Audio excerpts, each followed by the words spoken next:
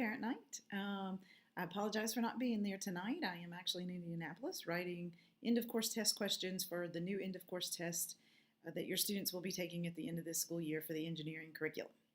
So I apologize, but let me at least introduce myself in the course as if I was there.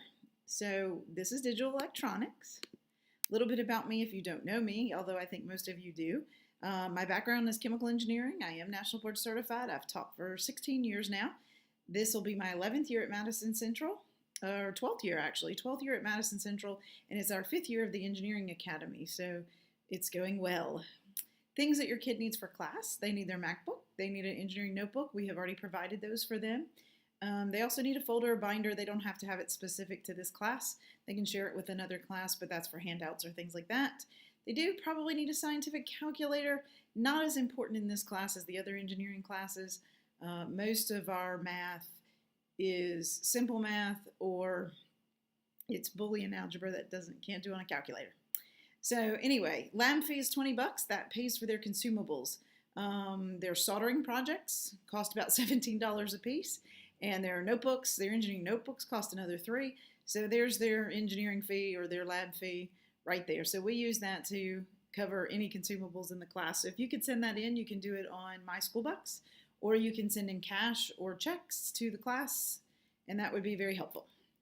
Project Lead the Way is the curriculum we use. It is a national curriculum, and it has students, it's project-based, so it has students working on projects and designing things to real-world scenarios. So they're kind of using what they learn, and then they're putting it in real-world context. Now in this class, what they're designing, what they're making, is basically blinking lights. So hopefully they're happy with blinking lights, and you're going to be excited when you see blinking lights at home.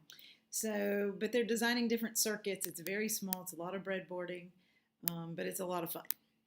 So this course kind of covers, I know you can't see all of that, but basically they will learn some more breadboarding techniques. They'll learn to solder. In fact, we'll be soldering probably the end of next week. Number systems, circuit design, AOI logic, combinational, sequential, programmable logic devices, and then they'll move all the way to microprocessors and do Arduinos, and if we have time, maybe some Raspberry Pis. So they will get a lot of digital electronics. It is very similar to a college digital logic class. My daughter at Electrical Engineering uses lots of the information that we have in this particular course, and she's in her junior year in Electrical Engineering and still uses some of what we're learning. So definitely I think will be helpful. I hope they enjoy it. Grades, same as always. It's 65% for their major grades, 35% for their minor grades. Test major projects count twice in the major grades. Minor grades are 35%. Not a whole lot of homework because a lot of it has to just be done in class.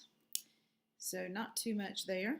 Tutoring, they don't usually need tutoring. They really just need extra help on projects, or they need extra time. The software does not work on their Macs. It only works on the PCs. They're using Multisim software. There is a way that they can have a student version of that at home.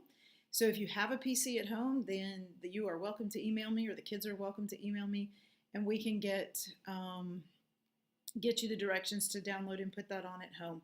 But basically they need time in class. They need extra time on the computers, extra time to troubleshoot their circuit. And they are welcome to do that in the mornings. I am there from 7:30 to 8:20 every morning, but we're going to do engineering help, tutoring, extra time on B-Day mornings, because I'm going to tutor AP Chem on A-Day mornings in the Chem room. So we're going to do engineering on B-Days. They already have a permanent pass to me, so they shouldn't have any trouble getting into the school. If they need another one, they can just ask. If you need me, you can get in touch with me through email, through voicemail, or from a conference.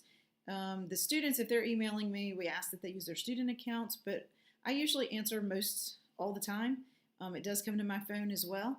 The voicemail at the school now comes to our email, so we do check it more often. We don't have to go to the office and then log in on the phone and check it. So it comes right to our email, so we can get that.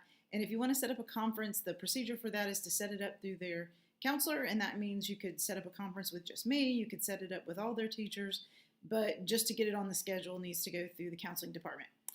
If you want to see what we're doing in class every day, you are welcome to have an observation account basically to your student's Canvas account so that you can monitor what we're doing. And that's where I kind of put the lesson plans and what we're doing daily. So if they miss a day, that's where to get it. Again, I apologize for not being there. Let me know if you need anything.